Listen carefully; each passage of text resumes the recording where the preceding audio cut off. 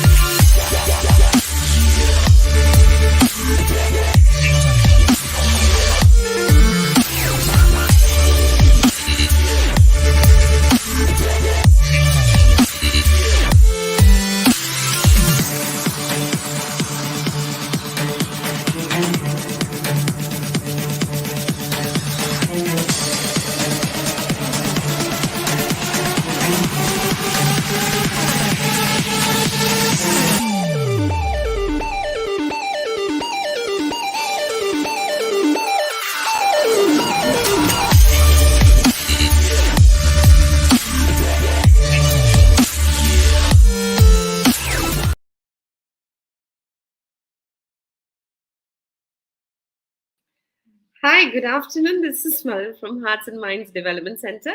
Welcome to Being Whole, Being Me series 93. Am I a brand?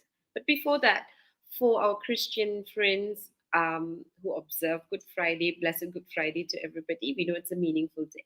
Now, before we go on, have you ever thought if you're a brand? And that's exactly a question that I think a lot of us in the professional setting think about. There are some of us want to be a brand and some of us are afraid to be a brand.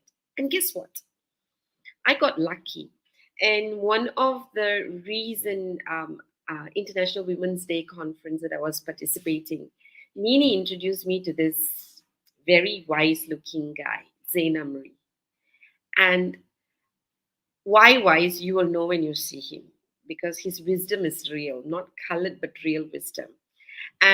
And he is passionate about branding and has done quite a bit of work on branding.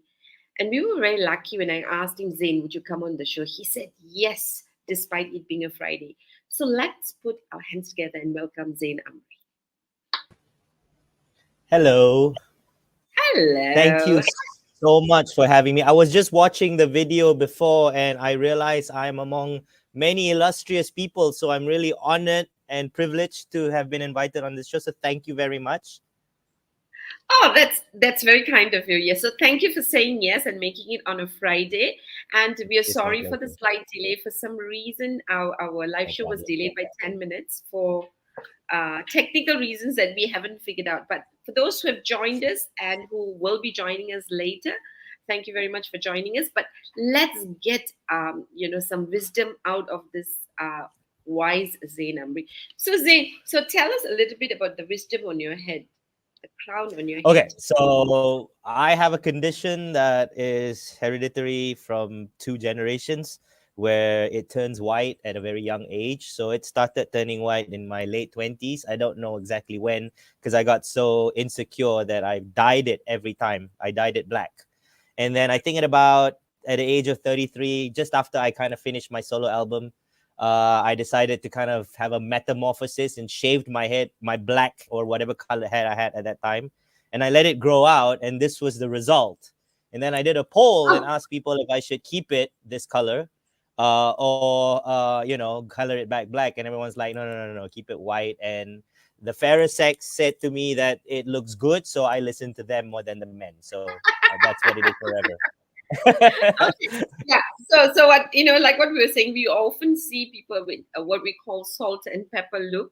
Yours is yes, still salt and pepper. See, I'm trying to get Right, my salt and pepper too. Yeah, right, salt right, and pepper.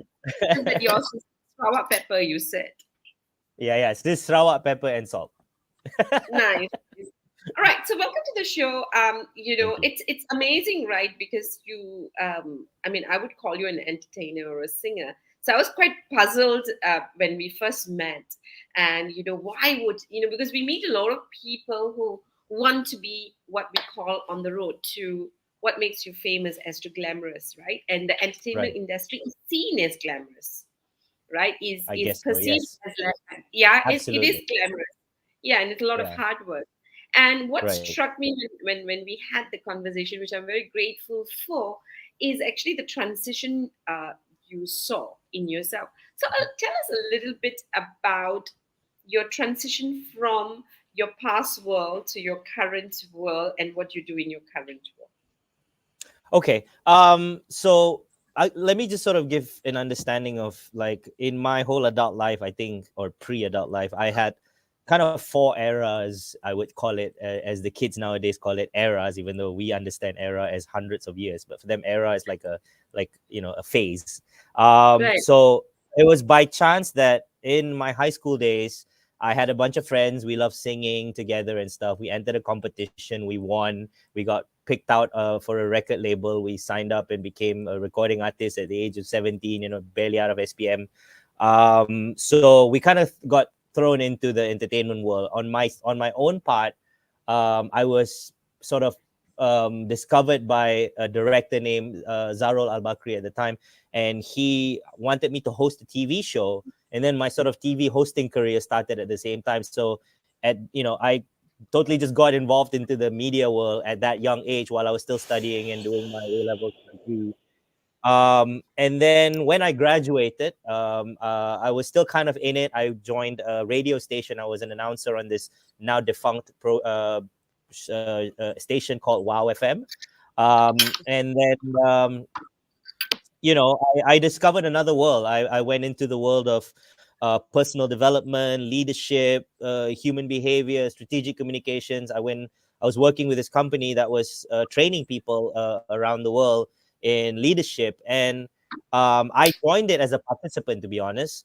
And I thought I wanted to discover something for myself. But in that training, for me, I realized that I fell in love with what the person in the front was doing, the impact he was creating with the people in the room, the experiences that people were having because of his content. And it was just a natural transition for me to go, hey, I think I can do this. I think I can. At that time, in my mind, being a trainer was presenting things or talking about things, or, just sort of being on stage and talking. But going into the trainer and training program, I did a lot of internal work about myself, and realized that, what I have been seeking for, that I thought was attention or glamour or popularity. I think the deeper, more meaningful experience that I've been looking for is being able to know that I'm making a difference, that I have visceral impact with the people that are in front of me. And nothing gave me that experience like the training work that I've been doing and the coaching work that I've been doing with people, seeing, past students getting to levels that they themselves didn't think they could back then, and arriving there on their own merit, but knowing that I had a small part of it, that kind of just changed me. So after finishing college, university, and I joined that company, I just went straight into that world. And then I kind of took a U-turn back slightly. I guess I went high up in the corporate world. I got lost somewhere. And one day at the age of 33, I said, you know what? I've always wanted to do my own solo album. So I think it was 2012, I decided to quit my job, take a year sabbatical, record an album, a solo album, self-satisfaction, to be honest. 3 music videos, worked with some of my favorite people that I've always wanted to work with. Did it, got it out of my system, and never looked back. And now I'm, focused on the career that I'm doing now. So, in a nutshell, that's kind of my story. That's four amazing eras, if you call it. So we don't know whether it's a fifth era. If there is, No, then no. I'll need to. Right now, I think I'm in the Zain Amri. Like, I always think, I used to wonder, just during the pandemic, it was a very sort of soul searching experience, I guess, when you're at home and figuring out what to do with life. And one of the things that really struck to me was those 4 eras. Well, the 4 eras were actually media, and then I went into personal growth and personal development, and then I went back to advertising, branding, and corporate work, and then I moved into policy making and strategies when I joined the government and things like that. So I thought, what in the world am I doing? I've got these 4 eras. They don't connect to each other. What does that mean? Who am I in that? And someone pointed out and said, maybe you're a culmination of all those 4 things. Maybe you are something original in the sense that you have 4 vast experiences in completely different verticals or industries. And perhaps with those insights from various fields, you could bring something fresh to the table in whatever it is that you want to do. So I decided that I wanted to focus on adult education, or at least coaching, consulting, and I put it all under the umbrella of adult education. Um, and I felt like my entertainment experience and my brand and advertising experience kind of informs me to be someone who's probably a little bit more interesting, I would like to presume, or at least the way I design and deliver my programs are a little bit more engaging and even entertaining for that matter, because I do believe that pop culture teaches kids the most important things in life right now. And I think entertainment is the best form of medium to get across people who are resistant, skeptical, or just doubtful. I think that's the lightest form of language that we can use to have people consider things. So, Right. There was a nice overview of your four eras and how you're transitioning.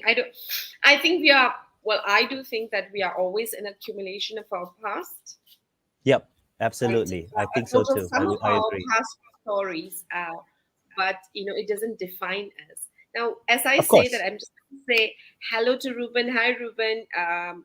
Thank you for joining us, Ruben. Now there are a lot of quiet people on LinkedIn who haven't said hello. So if you are online and I see you online, please say hello to Zain so that we can convince him to start an account with LinkedIn if you're on LinkedIn, okay? Because he wants to be convinced. All right. But having said that, what you said brings us right back to the heart of the conversation, right? Because Mm, I think a lot of us generally the conversation on personal branding or branding is big, and branding is big now than ever mm, before, right?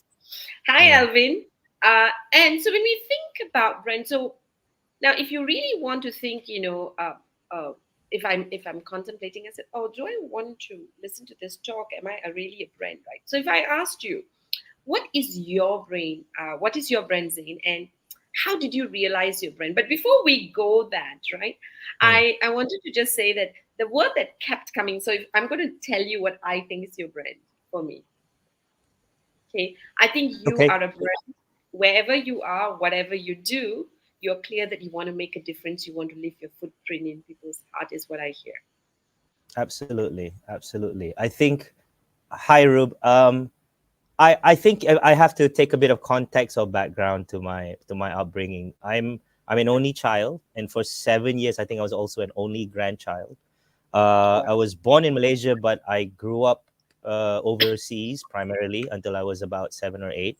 Um, and I think one of the only things that I do identify that I have been supremely blessed was to begin my life in a world where there weren't just three races or a certain mindset. I met a lot of people from various parts of the world, and I think in that sense, when I came back to Malaysia, I was kind of lost. I was English speaking more than Malay. I had to pick up my bahasa all over again. I remember in the kindergarten, I still had an accent, and people were making fun of me because I was like, "Can I have a glass of water, please?" And it was like, "What's water?" So I really had to tone down and kind of blend in. Now, being an only child and things like that, I've realized that number one, it wasn't easy for me to relate to people, and I became really into understanding how do people communicate with each other. Like how a group of people. This is a high school story where you have a bunch of friends. One guy makes a joke, everybody laughs. Another guy makes a joke, and the guy goes, "It's not funny. You're not my friend."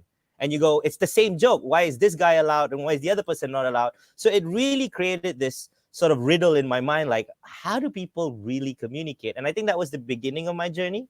And I think, yes, my brand, to your question, is, I would believe, is that I've been sort of blessed and given the opportunity and experience and mentors in the field of communication, in the field of sort of strategic thinking in terms of life strategies.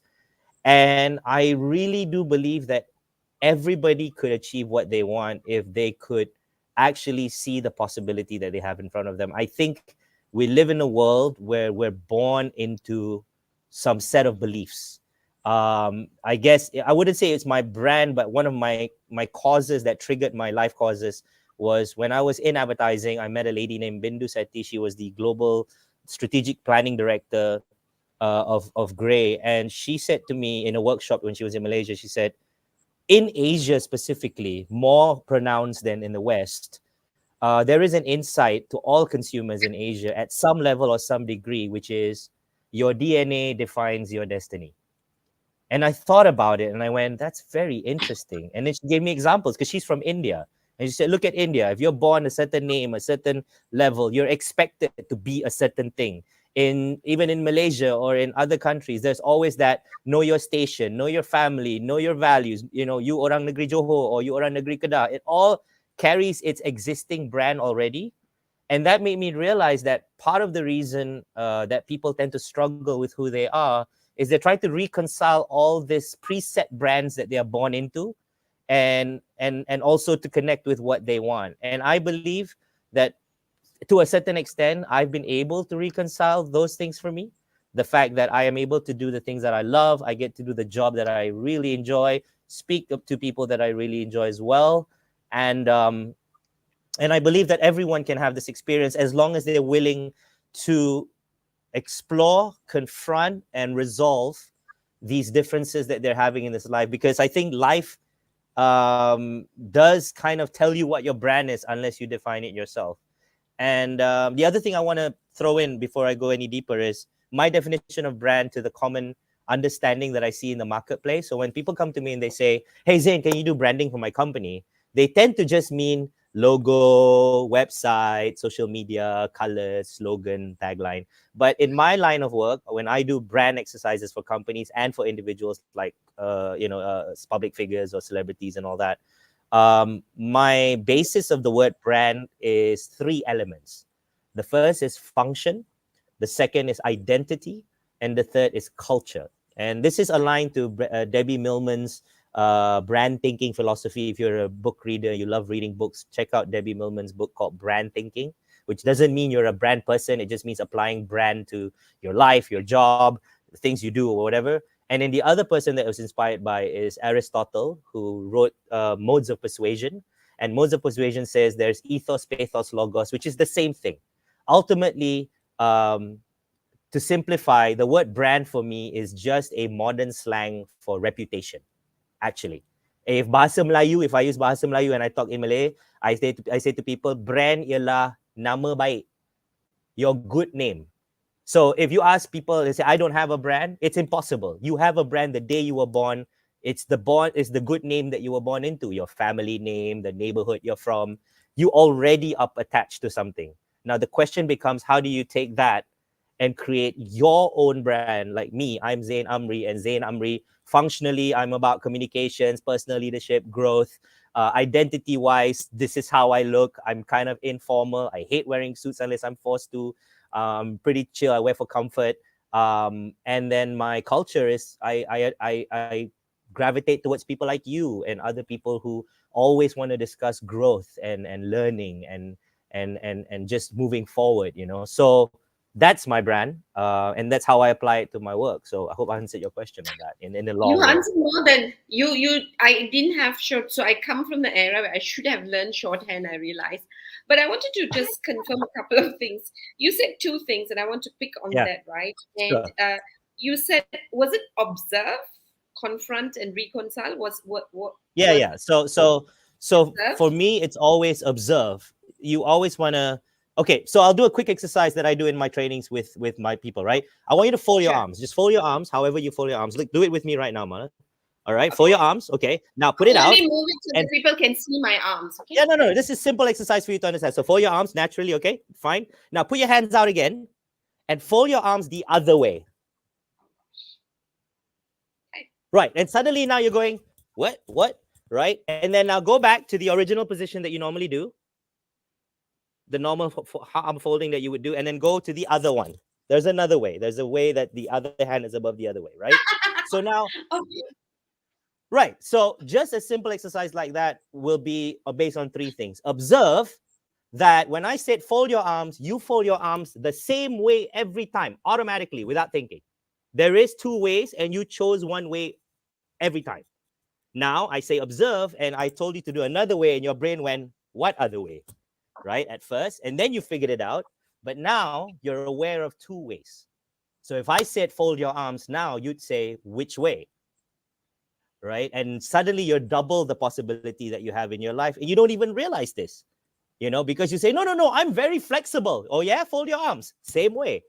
And imagine if you multiply that to how you speak to people, how you react when people confront you, how you respond when you're in a breakdown. You say, no, no, I depends on the situation. I don't think so. I think human beings are habitual creatures.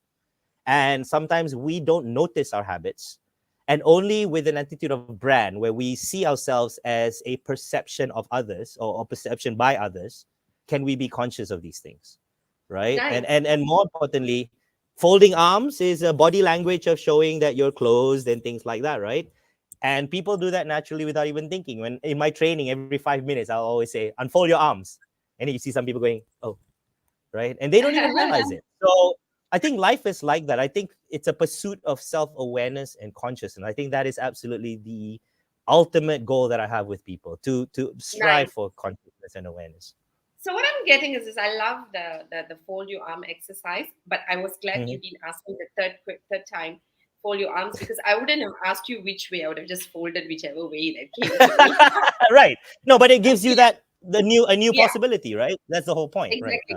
But I just want to go back to what you said about reconciling, right? Because so what I'm getting out of observe and confront is that, by just observing how I am reacting or responding, what you're doing is you are helping me to take on what I am doing subconsciously, unconsciously.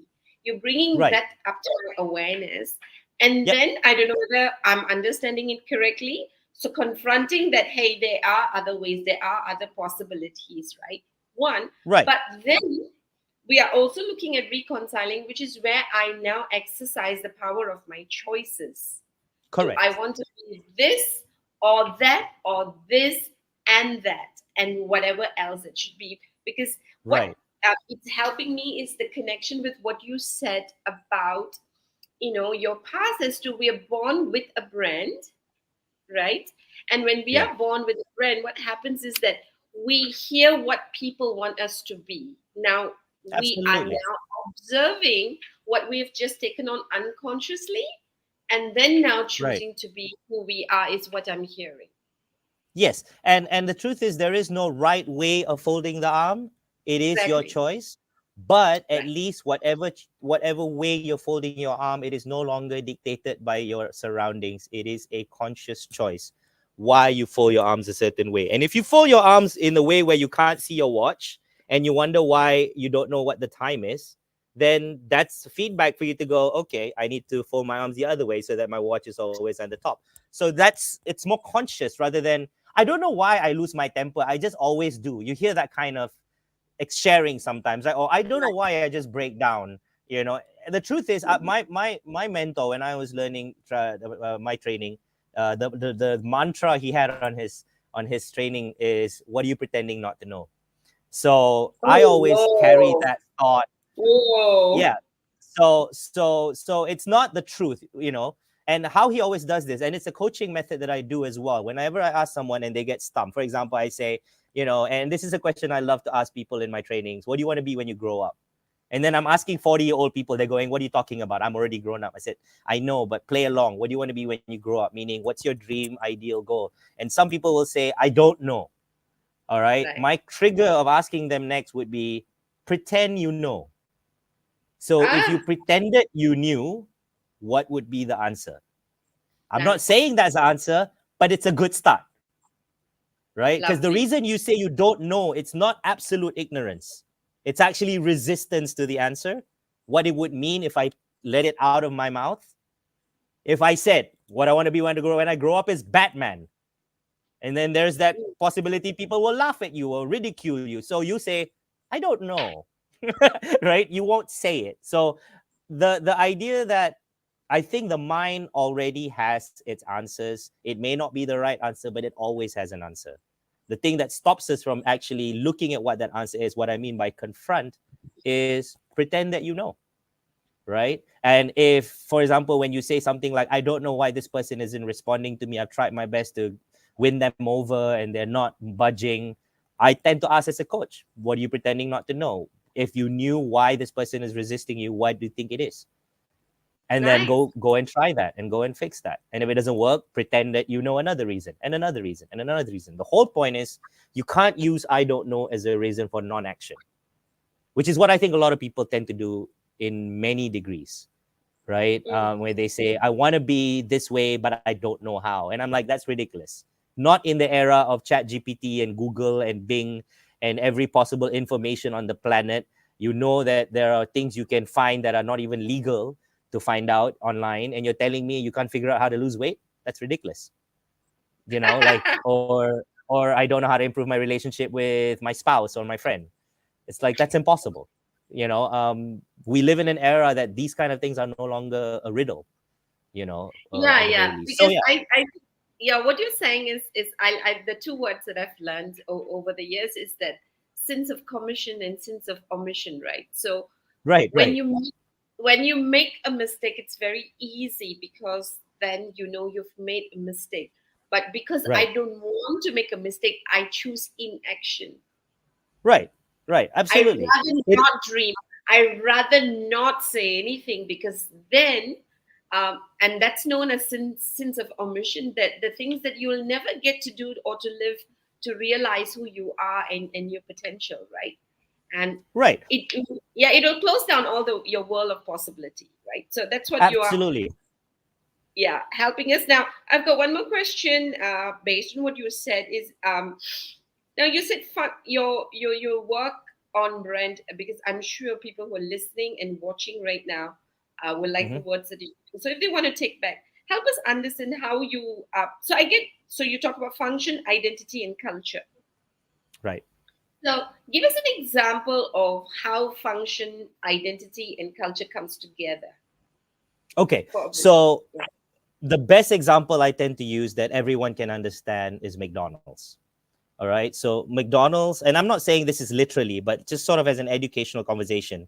Um, that McDonald's has a brand book that I call a brand book, right? And this brand book would probably have details of its function, identity, and culture. And it is said in the brand world that if this brand book was the only thing left in a safe and every McDonald's outlet disappeared from the face of the planet, you could take that book and go to the bank and get a loan for the value of McDonald's all over again and start McDonald's all over again. And the reason is because it literally defines the existence of McDonald's to the rest of the world. Function are the operational things that McDonald's provides for you. For example, how do they make their burgers? What ingredients do they use? How do they choose their location? All the things that they, as we call it, logos, or the logical things that you understand, its functional value to you. So it's quick food. Everywhere you go in the world, it's the same Big Mac. You don't have to wonder what kind of Big Mac do they serve. Everything's the same, right? The identity would be what you know, the M, the golden arches, the Ronald McDonald, the hamburglers, the look and feel, the ads, the I'm loving it, para pa pa pa, and all that stuff. That's identity.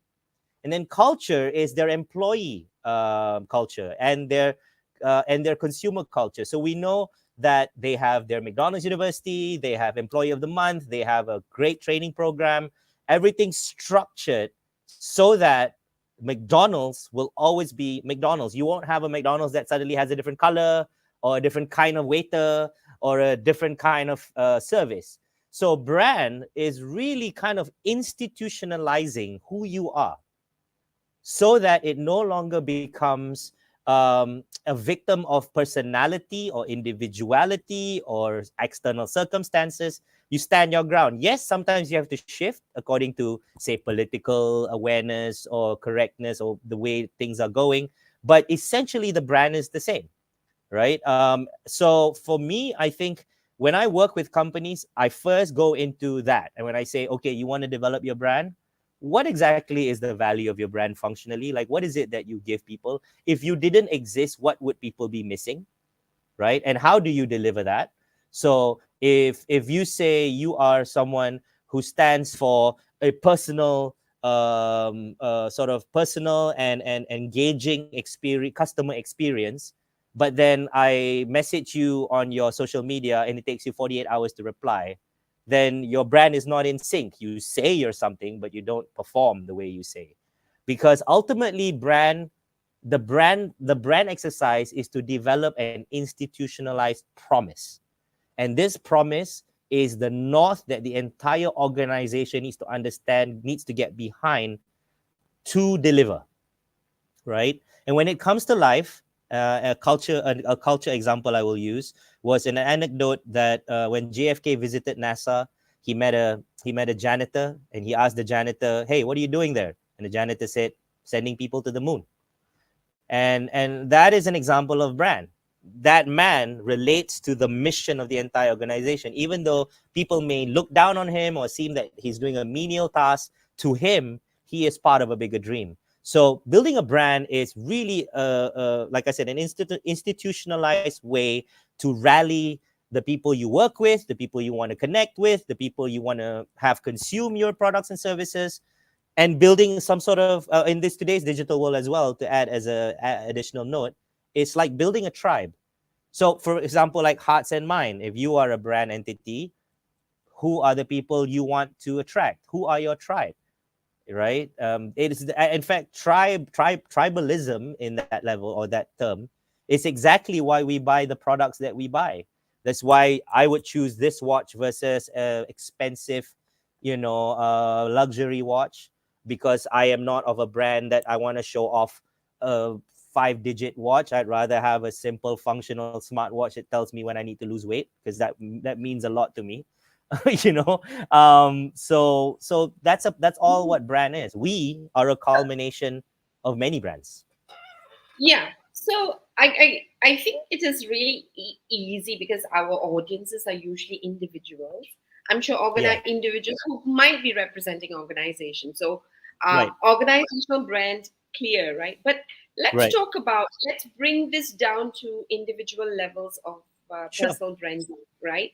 Sure. So if I'm an entrepreneur and I'm looking at how do I bring function, so function I can understand. So what is the value that I'm actually bringing? What are my skills and talents that I have that is going Right. to make a difference in the world, right? In Right. whatever I'm going to Right. start. I get that. Right. I am my identity. That's easy. How I represent myself. That comes through my identity that is defined and connected to how I show up, right? Right. And So I how get do this, people recognize you being you? Right. So right? if I were to show a picture of myself without my face and just my hair, that is my identity. It's part of who I am, right? It is this look. The other thing I also talk about in identity is something I call the brand archetype, which is based on the Jungian archetypes, meaning that essentially 8 billion people are different, but there are 12 predominant personalities that our mind can interpret someone as. And it's important for you to actually understand what your brand archetype is, so that is one way to resolve what you think you are and what you want to be. So sometimes I do some workshops where people will write their quiz, and they'll take it, and the result will come out like, for example, they're extroverted. And this guy hasn't said a word in the training since the training started for half a day. And he claims he's extroverted, right? So people tend to have those sort of biased beliefs about themselves as well.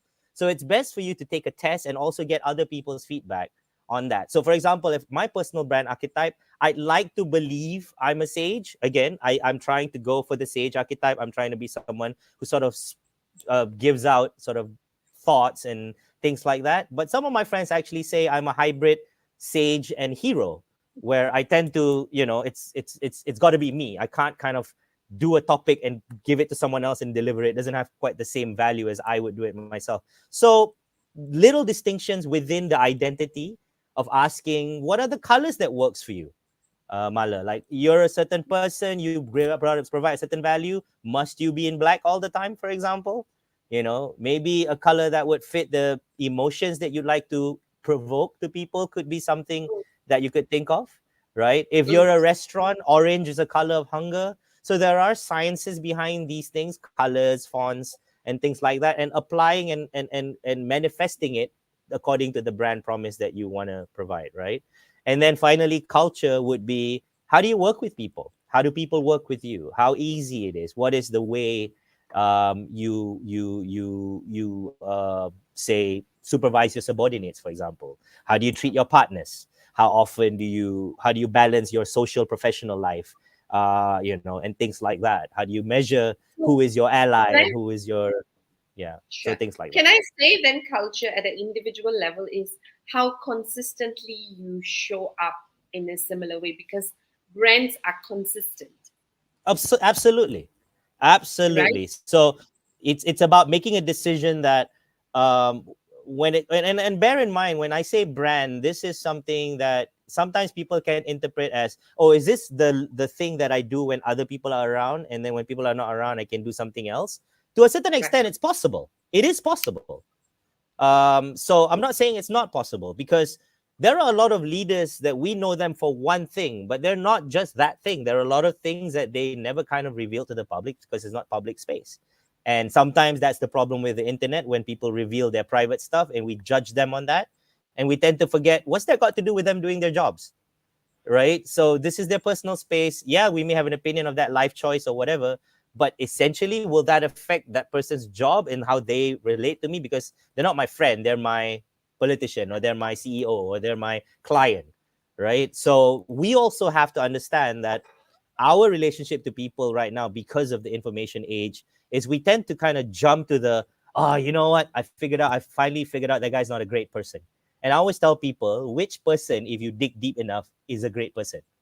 Honestly, like every one of us is flawed, right? So it's a matter of understanding what your strengths and weaknesses are, choosing to work on your strengths, choosing to minimize your weaknesses around others, and working on it, and maybe someday hoping to sort of get rid of it if you can. But yes, Yeah. culture, and it's all about consistency. It's about being the same person the same time every time, and then people Nice. will know what you are about. I think I also like the fact that you described. So when we talk about consistency, we're talking about what you're representing as a brand, as to your service offering, right? How you Right, think you're making absolutely. a difference to the world. But I also like the fact that you actually address the fact that, I do have, some parts of me, that I don't want to show the world, or the world may not have the Sure. chance to see. But that's got Right. nothing to do with what I am offering to you, right? So you don't have to judge Absolutely. me. Now, which brings me to the question that we all struggle with, right? So, on one hand, we have brand. On the other hand, we have the word called authenticity, Right. right? So, Right. how do we have to reconcile the both? I think And so. I do believe that to a certain extent it needs to be parallel, if not aligned. That's the word I use. And okay, I'm not saying it's wrong or right, but if you have a brand that is completely opposite of who you truly are, some people can pull that off. But number one, you're always going to be living on your edge of your toes, because the minute that routine collapses, it collapses everything that you've been building for. And number two, more importantly, it is extremely exhausting. So the example I would say would be this, and this is something I talk about in my authenticity portion of my training, and that is, imagine you are having your 70th or 60th birthday party, and your family and friends decided to invite the guests to come for your birthday. You had nothing to do with it. It was a surprise. Now everyone's there. And then suddenly you realize you have to behave differently with your clients, with your friends, with your family, and you're literally playing chameleon in one event. How tiring would that be, right? So, is it possible? Absolutely. There are professionals who do that all the time. Like, they're a complete saint when it comes to public people, and they're a complete devil behind. Yes, it's possible. But I think it's really exhausting and a waste of energy, because there's so much other things that we could use that energy for. So, that's my point of nice, view. nice. So I also like the fact that you are non-judgmental about what is termed as not authentic. Right. I love that part because I think one of the very common questions that usually comes out is that if you see another side of me that you haven't seen for whatever reason, then very often people jump into conclusion and say, "Oh my gosh, she was so fake," Right. But I like the fact that you put it that, if you choose to show up in what I'll call another space, another dimension, that's really your personal choice. And I think when I make my personal choice, as what you say, I know how much of work I need to put into it. And when I Right. am choosing not to show up as the real me or the different parts of me, right? When it's like, especially when Right. it's opposing, then I'm paying the price because I'm tired, right? And Right. I don't think that I can even get confused with my different roles that I play. I don't know who I'm playing now, right? As Right. I say, Right. yeah, Absolutely. I can It's so imagine, tiring. yeah. No, no, because for me, I think I do know that people have different perception about me. And so, especially when they tell me something really nice about me because they've experienced me positively, Sure. nowadays I tend to tell them, well, I just want you to know there is another side of me that you don't know. I just Of want you to know. course. And I I don't want you think to that know. is not necessarily to be said. I think everyone has that, you No, know? but a lot of people, like, they can't comprehend that, right? Because, like, Right, right, right. they can't comprehend it because they've not seen you in context. I said, and I always tell them, if you want to know what's the worst side of me, just talk to my children and and Right, right, right. and my That would husband, be right? true. That would be the best. Yeah, That would be the best. because you just I want to mm, yeah, I want to put two things to what you just said about this authenticity, right? So number one sure. is that when it comes to an example, it would be the difference is, oh God, I got to go to this event and it's so tiring. For me, having that consciousness of going, oh no, this is one of those events. It's highbrow, isn't it? And it's all suited up and it's all food I don't like. I'm not going to meet anybody that's necessary to be with. I don't think I want to go. I don't have the energy to put up that sort of that thing right now. So it's more honest in the choice of you rather than, oh, I got to go, and you drag yourself there and you don't want to be there. And then you don't even perform as you claim that you want to perform that role. You won't even perform it well. So why bother? Right. So rather than pretending that that's who you are. And then the second thing is, we do have an image and authentic self. There is no such thing as a person who's completely authentic. Even the most authentic person has an image. And forgive me if I use this term, but I learned this when I was in Eclif because we did a leadership study on Gandhi himself. Now, what Mm, really surprised me as a person who read about Gandhi for the first time when I was there is I never knew that he was an English educated lawyer, because the imagery of Gandhi was always this sort of monk-ish guy, right? This sort of like I stand on the road and all that. But the day he became a leader wasn't in India. It was in South Africa. Do you know this story? He was an English lawyer. He got thrown out of the train because he wanted to stay in the white coach. He was asked to move to the colored coach. He, with his suit and his English passport and everything, he got thrown out and like a piece of garbage. And that was the day he made a decision to make a stand. That was the day he said, from now on, I will not allow this kind of injustice by the choice of. And from that day onwards, he became the Gandhi that we are. Now, I don't know him personally, but I presume he's not like that 24 hours, I'm sure. Right? So even the greatest leaders have a self that is important, and you need to keep yourself to yourself because that's precious to you.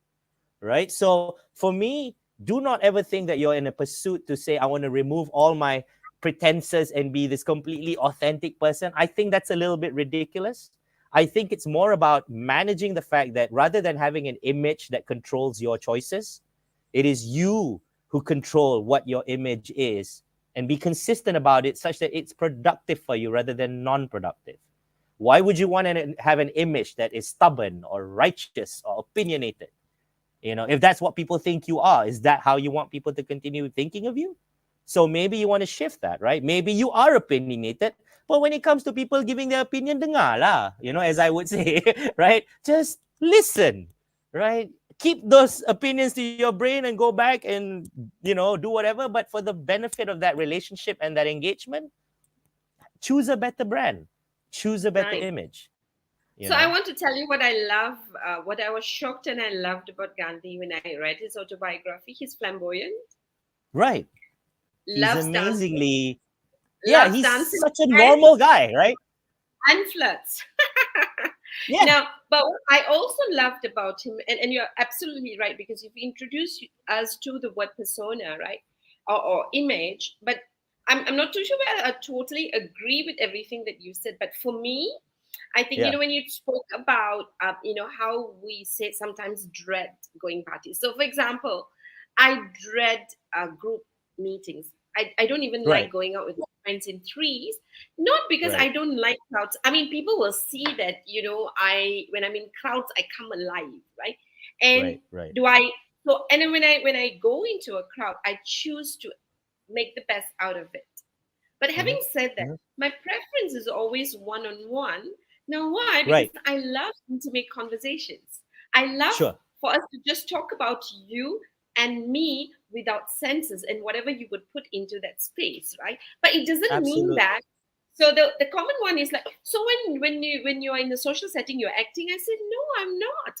I chose to be there, I choose to Hmm. have a good time, because if I'm not going to Right. have a good time, I'm choosing not to be there. So I think that part, what I find about people is that what they say they like, they don't like, or what we say we like or we don't like, we don't contemplate enough about the details of what is the pain and pleasure that Absolutely. wants me to be there. And I think Right. what will happen is that if we pay a bit more attention, we become more specific with our languaging. Absolutely. That Whereas is we the like to basis of generalize, everything that, right? yes. Yeah. Right. Now And the and and that is being accurate in your language is what is exactly what my point is. Once you're clear why you're there and what you're out to achieve, even if you're having contradictory feelings or sorts, it doesn't mean that you cannot still. So, for example, you may dislike what someone says. It's not the same as disliking that person, mm, right? There's always that distinction. I think the ability to make distinctions is, to me, the secret in life, because when you hit everything with this sort of generic "I can" or "I can't" is an either or conversation, that's when things become very limited for you. But when it's like, okay, I don't like my boss, but I could find a way to respect him professionally.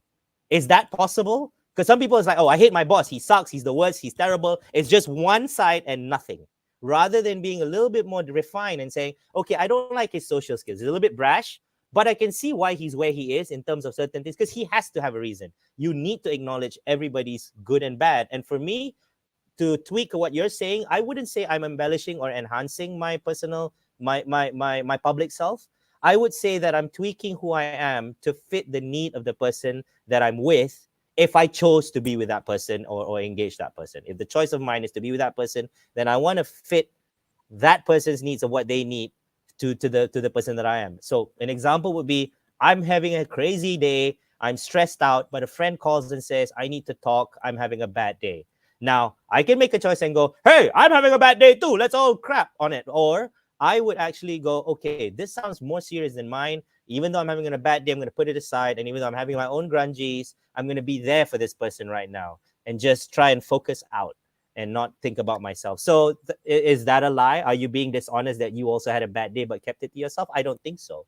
I think contextually, you're choosing to find, like you said, the best possible engagement style or mode or behavior that would benefit that interaction that you've chosen to have with that person. So that's great. That's fine. I think. so what I'm actually over and over hearing is because of the examples that you're giving is really having clarity about your function. Yep. What am I serving now? So even in the conversation with a friend, and you don't Mm. want to have the conversation, it's really deciding how am I going to make a Hmm. difference now? That's my functionality. Yeah. And who am Yeah. I means, how am I going to show up now since you need a Right. listening ear, right? And Right. what does it mean for me from a cultural point of view, i.e., how am I going to be consistent in who I am? So if I want to put out the part of me, which is I'm a listener, I want to be there for my friend, and that's the Hmm. part I choose to show up. Now, Yeah. just because I show up that way, just and because I choose now, that it's the authenticity is in choosing and owning up to your choices and taking responsibility for your Absolutely. choices, right? Absolutely. I think we are in agreement that um, you and I, in different languages, and the people that I've seen that you've also interviewed in the past, I think we have similar beliefs that what we stand for sometimes is just to have people understand that um, they need to have an understanding that they are in charge of the life that they want to have, rather than life is happening to them. I think if I may digress a bit, like in terms of brand, for personal branding, I think personal branding is a tricky term, because people will think, what do I wear, how do I dress, what do I post online? For me, it's more your purpose. can people kind of figure you out even without you saying it, what your everyday purpose is? What's your purpose, right? And to figure that out in my work, I focus on four elements for you to confront or reconcile or observe. The first is your intention, your intentionality. What are you up to? Where are you at? And what are you up to in life? Like I said, what do you want to be when you grow up? What exactly is your end game? Where are you heading with this, right? Are you honest? Do you even know? And if you don't, who does? Right? That's the question I always ask people when they go, I don't know what I want in life. Okay, bro, if you don't, who does? Right? Like it's your life, right? So that's one, intentionality. The second is responsibility. And responsibility is not fault, blame, duty, or obligation.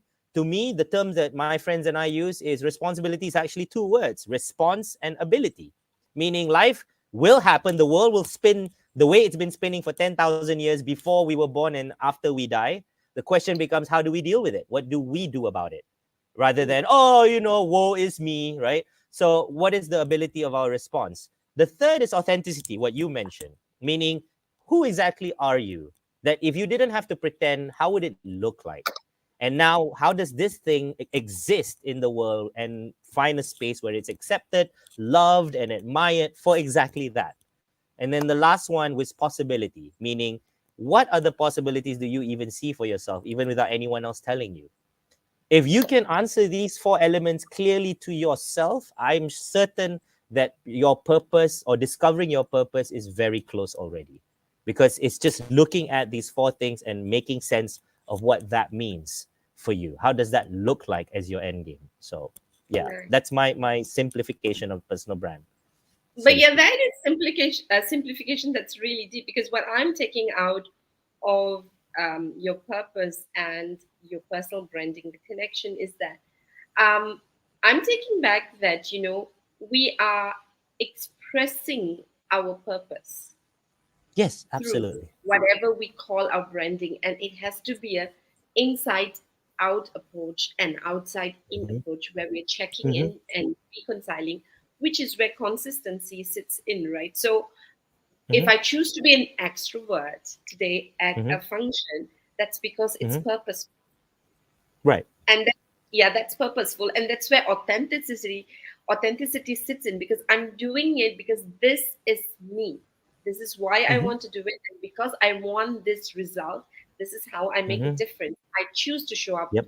this way. It does not mean I may be uncomfortable, but my intention is to stay true to my purpose and values, and the meaning that I'm making is what I'm Right. actually hearing from you through, especially the four things, right? So why do I do this? Why do I do what I do? And, and I'm going to take, responsibility for it. And how do I show up as myself and be open to the world of possibilities, because sometimes this is Absolutely. what we think we are, but every time we open up, the world introduces ourselves to us. Right. Right. Absolutely. And I would say about possibility is, don't forget that when we were born with possibility. And what I mean by that is, you can put your hand over a fire. That's why kids do that.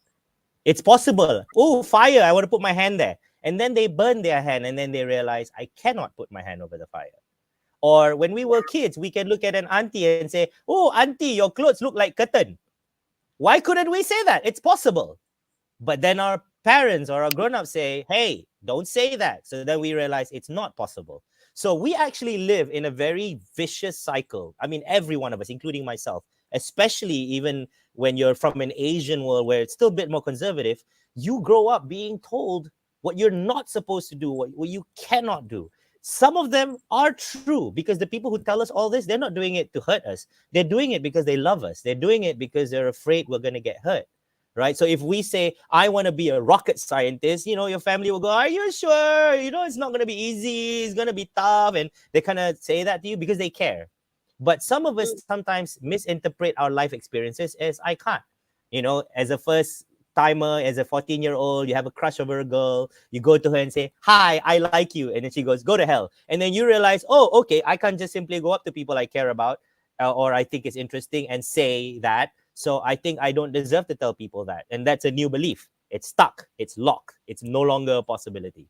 right? Right. So it is important for us to constantly check in when we tell ourselves, I can't, and ask ourselves, who told you that? Is it me? Is it really true? Because yes, rocks are hard, water is wet. Let's not kid ourselves. Some things are just things. They are the way they are. We can't do anything with anything. But at this most of the time, I would say 90% of the time, when people tell me they can't do something, it's never actually them trying it until they failed. It's someone or something in their past telling them when they initially tried one step, scared the crap out of them and said, I'll never do this again. All right. And then they come into my trainings and then they say things like, Zain, you must understand, I'm trying to learn communication, but I'm a very shy person. Right. And I go, that's not true. What do you mean it's not true? I said, look, are you born shy? When you came out of your mother's womb, were you not crying? Or were you like kind of giggly and hide your mouth? No, you were not shy. You were trained to be shy. So the first training I would tell you is don't say that statement, I am shy. Maybe you want to correct it by saying, I have a tendency to be afraid of saying what I need to say. It's not a fact, right? The minute you can get off that, that's when possibility starts occurring. So that's the work I do, trying to find possibility with people. Thank you, thank you. And I think it's again and again is really, do I know myself enough to express myself uh, Hi, Nini. in the most accurate way, right? So with that, Zain, thank you so much because Thank you for your time. in the dot of 1 hour, I'm just going to say thank you to a couple of people whom I didn't have time to, address. Nini, thank you. I know this is, yes, thank you for Zain, the gift of Zain. Thank Jasmine you from for LinkedIn, Zain. She does thank not you for own me.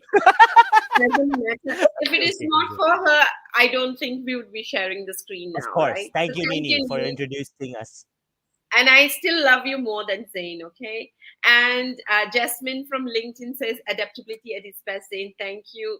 Thank you. Dr. Nimala, thank you so much. Oh, this is so very me. I know what she's talking about. Sashi, thank you. Well, good definition of self culture. I need to listen to myself as to what I said, but thank you. Oh, Gerald is here. Hi, Gerald. Thank you. Yes, blessed Good Friday to you too.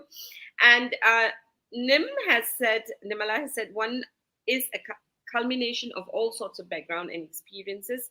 It's up to us to make it surface in our day to day lives. And it's fantastic to see that you went through all the four eras. And, Thank you so much, Emma. of course, we've said hello to I, Ruben and Alvin. So, with I, that, before we say goodbye, or as we say goodbye, what would be your one liner leave behind as to the audiences who are listening as we say goodbye? One liner. okay, one liner. One liner would be, Mm, before you speak to the next person you're about to communicate, and do this often and as a practice, ask yourself, what am I out to achieve with the conversation I'm about to have with this person? If you just set your mind as a goal to get an outcome prior to the conversation, training or not, you will gradually and naturally move towards it, because if it is your intent, it will come out in your actions and your behavior. So my right. one coaching to people as a start is, decide the outcome you want to have with a person before going into a conversation with someone, and see if you can make it happen. Okay. So have your vision and become your vision. Thank you very much, That's right. Zain. And yeah, it's been a pleasure having you. As we say goodbye to Zain, I hope you've enjoyed it. Sorry, we started a little bit late. And so, for those who've joined and who have been with us, thank you very much. If you enjoyed Zain and his wisdom, of course, get them to subscribe to our YouTube and Spotify so that they can listen to Zain and more people. And when okay, I still have Nini saying something. Love that Zain intentional daily conversation. So as I say goodbye to you, this is Friday and it's a Good Friday. For those who are observing Good Friday, have a blessed Good Friday. And for those who are celebrating Easter, have a blessed Easter on Sunday. Till then, till I see you next week with another interesting guest. This is Mallory signing off from Being Whole, Being Me, Series 93. Take care.